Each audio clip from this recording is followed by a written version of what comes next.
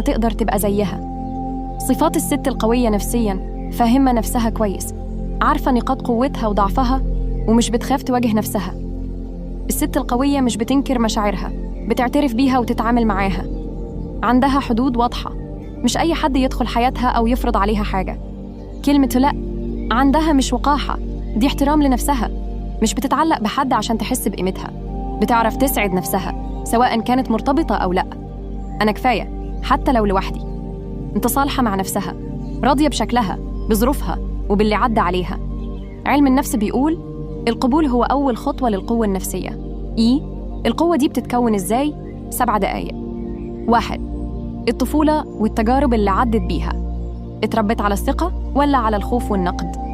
مثل بنت من وهي صغيرة متعودة تسمع انتي شاطرة وأنا فخورة بيكي، بس بنت دايماً بتتقالها غلط، مش كده، اسكتي. قرارات صغيرة يوم ورا التاني، كل قرار بتاخده بيبني شخصيتها. لما تختار تواجه، تطلب حقها، تعتني بنفسها، دي قوة بتكبر جواها. 3. الأزمات بتصنعها، كل أزمة عدت بيها علمتها حاجة.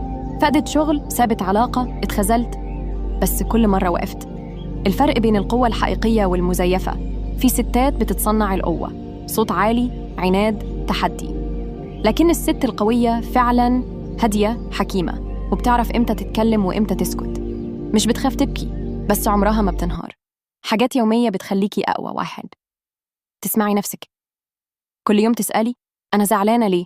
بتصرف كده ليه؟ أنا محتاجة إيه؟ 2. تكتبي يومياتك، الكتابة بتخليكي تفهمي نفسك أكتر، تطلعي اللي جواكي. 3. تختاري الناس اللي حواليكي، الصحبة بتفرق، اللي حواليكي ممكن يرفعوكي أو يهدوكي. 4. تطوري من نفسك، تقري، تتعلمي، تجربي جديد، متوقفيش عند نقطة. حاجات بتضعف الست: تقارن نفسها بغيرها كل شوية، تجلد ذاتها عشان غلطة، تعيش على رضا الناس، تهمل نفسها ومشاعرها. قصص حقيقية لستات أقوياء. ليلى كانت في علاقة مؤذية، وكل الناس قالوا لها استحملي، لكن هي قالت لأ، خرجت وعالجت نفسها وبدأت من جديد. سارة اتحطت في شغل هي مش حباه، يوم ورا التاني بقت مكتئبة. قررت تغير، اتعلمت، بدأت بيزنس بسيط، ودلوقتي مصدر إلهام لبنات كتير. القوة مش في إنك متتعبيش، القوة إنك تتعبي وتقومي. كل يوم، كل قرار، كل لحظة ضعف بتعدي عليكي هي فرصة إنك تبقي أقوى. اوعي تستهيني بنفسك، انتي ممكن تكوني أقوى من أي حاجة عدت عليكي. لو عايزين أكمل في السلسلة ده ياريت تكتبوا تحت فافة التعليقات عايزوا ابقى أقوى نسخة من نفسه، أو تكتبوا أنا شخصية قوية، وممكن تتكلموا على